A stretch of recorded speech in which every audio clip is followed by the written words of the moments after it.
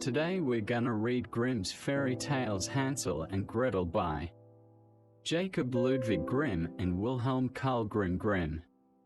Tell us in the comments, do you like this fairy tale from your childhood? 1812. Grimm's Fairy Tales Hansel and Gretel. Jacob Ludwig Grimm and Wilhelm Carl Grimm, German philologists whose collection, Kinder and Hausmärchen, known in English as Grimm's Fairy Tales, is a timeless literary masterpiece. The brothers transcribed these tales directly from folk and fairy stories told to them by common villagers. Hansel and Gretel, 1812. Hansel and Gretel's stepmother forces their father to agree to leave the children in the woods to die. In the woods the children come upon the edible house of an evil witch who plans to eat them.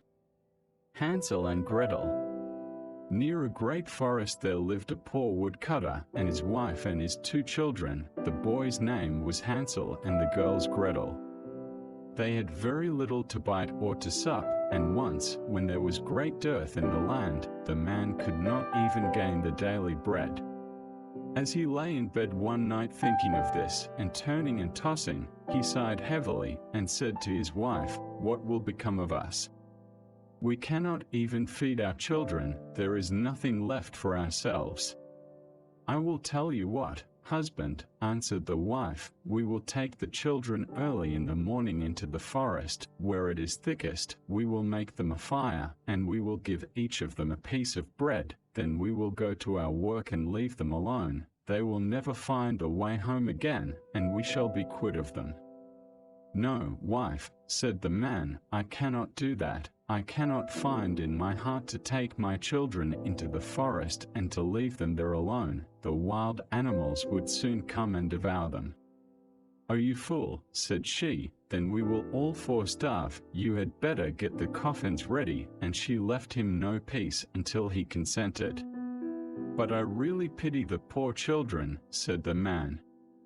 The two children had not been able to sleep for hunger, and had heard what their stepmother had said to their father. Gretel wept bitterly and said to Hansel, "It is all over with us." "Do be quiet, Gretel," said Hansel, "and do not fret.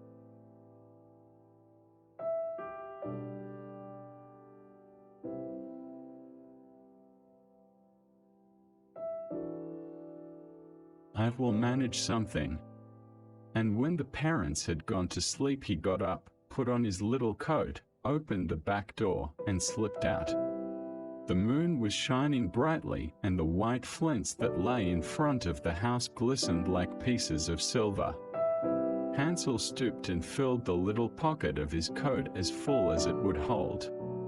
Then he went back again, and said to Gretel, "Be easy, dear little sister, and go to sleep quietly, God will not forsake us," and laid himself down again in his bed. When the day was breaking, and before the sun had risen, the wife came and awakened the two children, saying, "Get up, you lazy bones, we are going into the forest to cut wood." Then she gave each of them a piece of bread, and said, "That is for dinner, and you must not eat it before then, for you will get no more." Gretel carried the bread under her apron, for Hansel had his pockets full of the flints. Then they set off all together on their way to the forest. When they had gone a little way Hansel stood still and looked back towards the house, and this he did again and again, till his father said to him, "Hansel, what are you looking at?"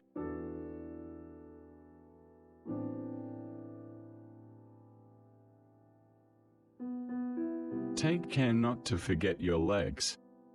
"Oh, father," said Hansel, "I am looking at my little white kitten, who is sitting up on the roof to bid me goodbye." "You young fool," said the woman, "that is not your kitten, but the sunshine on the chimney pot." Of course Hansel had not been looking at his kitten, but had been taking every now and then a flint from his pocket and dropping it on the road. When they reached the middle of the forest, the father told the children to collect wood to make a fire to keep them warm, and Hansel and Gretel gathered brushwood enough for a little mountain, and it was set on fire, and when the flame was burning quite high, the wife said, "Now lie down by the fire and rest yourselves, you children, and we will go and cut wood, and when we are ready we will come and fetch you." So Hansel and Gretel sat by the fire, and at noon they each ate their pieces of bread. They thought their father was in the wood all the time, as they seemed to hear the strokes of the axe, but really it was only a dry branch hanging to a withered tree that the wind moved to and fro. So when they had stayed there a long time, their eyelids closed with weariness, and they fell fast asleep. When at last they woke, it was night, and Gretel began to cry, and said, "How shall we ever get out of this wood?" But Hansel comforted her, saying, "Wait a little while longer, until the moon rises, and then we can easily find the way home."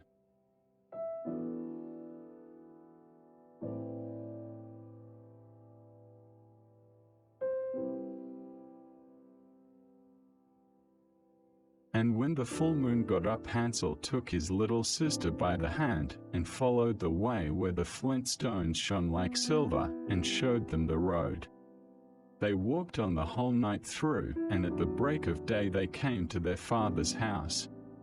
They knocked at the door, and when the wife opened it and saw it was Hansel and Gretel, she said, "You naughty children, why did you sleep so long in the wood? We thought you were never coming home again." But the father was glad, for it had gone to his heart to leave them both in the woods alone. Not very long after that there was again great scarcity in those parts, and the children heard their mother say at night in bed to their father, "Everything is finished up, we have only half a loaf, and after that the tale comes to an end. The children must be off, we will take them farther into the wood this time, so that they shall not be able to find the way back again, there is no other way to manage." The man felt sad at heart, and he thought it would be better to share one's last morsel with one's children. But the wife would listen to nothing that he said, but scolded and reproached him. "He who says a must say be too, and when a man has given in once he has to do it a second time."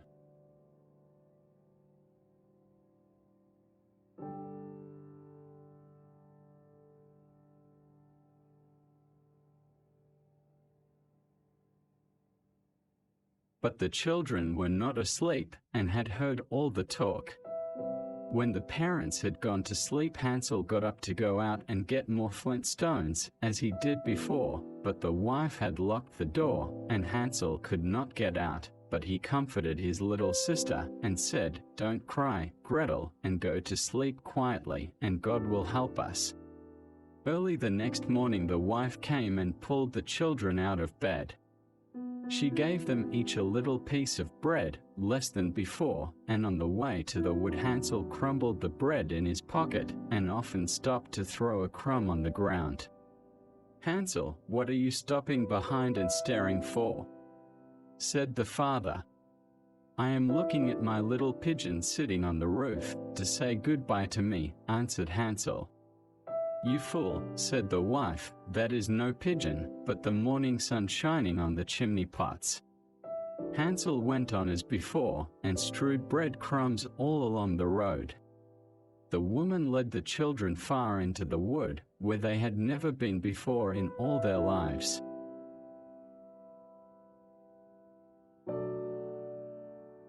And again there was a large fire made, and the mother said, "Sit still there, you children, and when you are tired you can go to sleep. We are going into the forest to cut wood, and in the evening, when we are ready to go home, we will come and fetch you." So when noon came, Gretel shared her bread with Hansel, who had strewed his along the road. Then they went to sleep, and the evening passed, and no one came for the poor children. When they awoke it was dark night, and Hansel comforted his little sister, and said, "Wait a little, Gretel, until the moon gets up, then we shall be able to see the way home by the crumbs of bread that I have scattered along it." So when the moon rose they got up, but they could find no crumbs of bread, for the birds of the woods and of the fields had come and picked them up.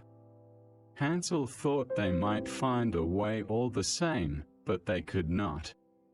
They went on all that night, and the next day from the morning until the evening, but they could not find a way out of the wood, and they were very hungry, for they had nothing to eat but the few berries they could pick up. And when they were so tired that they could no longer drag themselves along, they lay down under a tree and fell asleep. It was now the third morning since they had left their father's house. They were always trying to get back to it, but instead of that they only found themselves farther in the wood, and if help had not soon come they would have starved.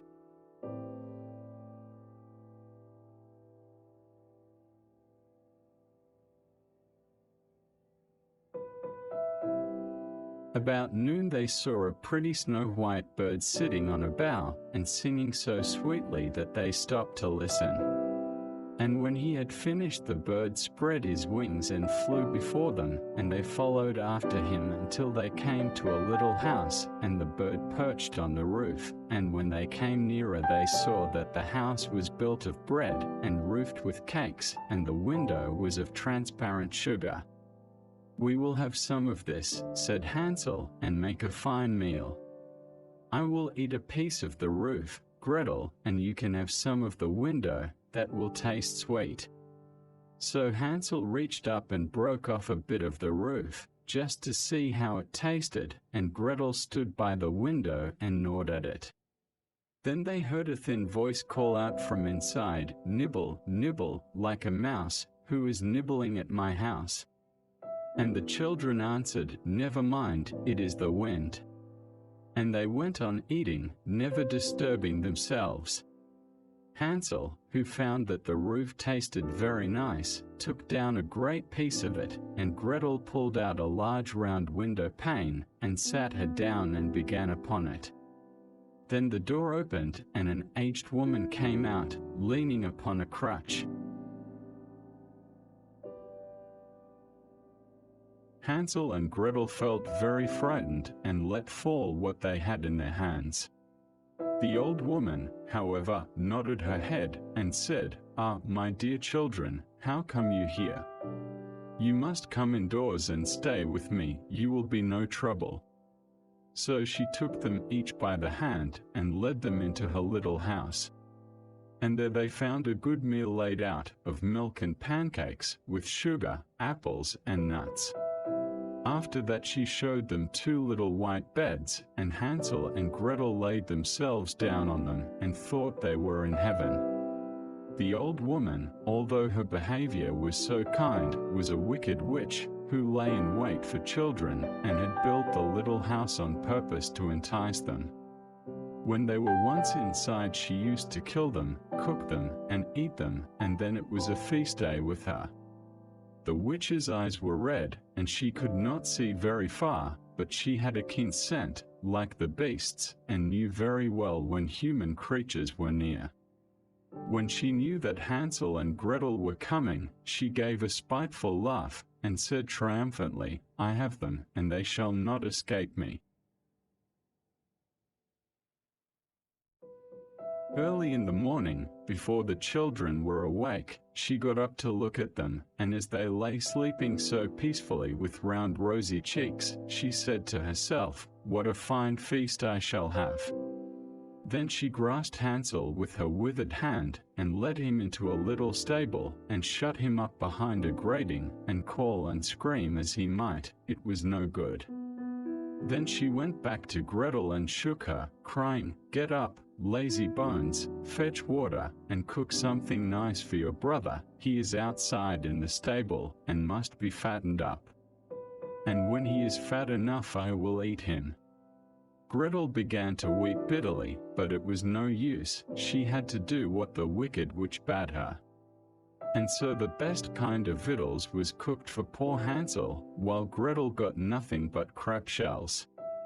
Each morning the old woman visited the little stable and cried, "Hansel, stretch out your finger, that I may tell if you will soon be fat enough." Hansel, however, used to hold out a little bone, and the old woman, who had weak eyes, could not see what it was, and supposing it to be Hansel's finger, wondered very much that it was not getting fatter. When 4 weeks had passed and Hansel seemed to remain so thin, she lost patience and could wait no longer. "Now then, Gretel," cried she to the little girl, "be quick and draw water, be Hansel fat or be he lean, tomorrow I must kill and cook him."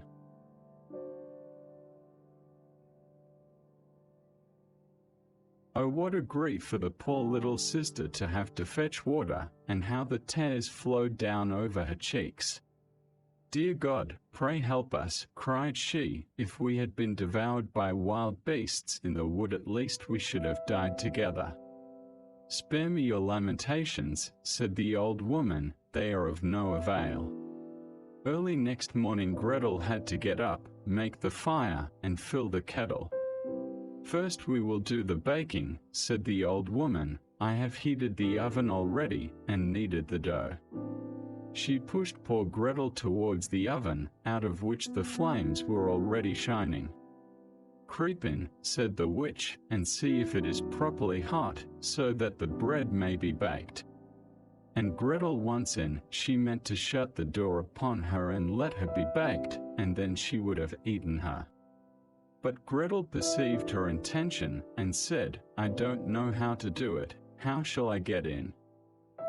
"Stupid goose," said the old woman, "the opening is big enough, do you see? I could get in myself," and she stooped down and put her head in the oven's mouth. Then Gretel gave her a push, so that she went in farther, and she shut the iron door upon her, and put up the bar. Oh, how frightfully she howled! But Gretel ran away, and left the wicked witch to burn miserably. Gretel went straight to Hansel, opened the stable door, and cried, "Hansel, we are free. The old witch is dead." Then out flew Hansel like a bird from its cage as soon as the door is opened. How rejoiced they both were! How they fell each on the other's neck and danced about, and kissed each other. And as they had nothing more to fear, they went over all the old witch's house, and in every corner there stood chests of pearls and precious stones. "This is something better than flint stones," said Hansel, as he filled his pockets, and Gretel, thinking she also would like to carry something home with her, filled her apron full. "Now, away we go," said Hansel, "if we only can get out of the witch's wood." When they had journeyed a few hours, they came to a great piece of water. "We can never get across this," said Hansel. "I see no stepping stones and no bridge." "And there is no boat either," said Gretel, "but here comes a white duck. If I ask her, she will help us over." So she cried, "Duck, duck, here we stand, Hansel and Gretel, on the land. Stepping stones and bridge we lack, carry us over on your nice white back." And the duck came accordingly, and Hansel got upon her and told his sister to come too. "No," answered Gretel, "7, that would be too hard upon the duck. We can go separately, one after the other." And that was how it was managed, and after that they went on happily, until they came to the wood, and the way grew more and more familiar, till at last they saw in the distance their father's house. Then they ran till they came up to it, rushed in at the door, and fell on their father's neck.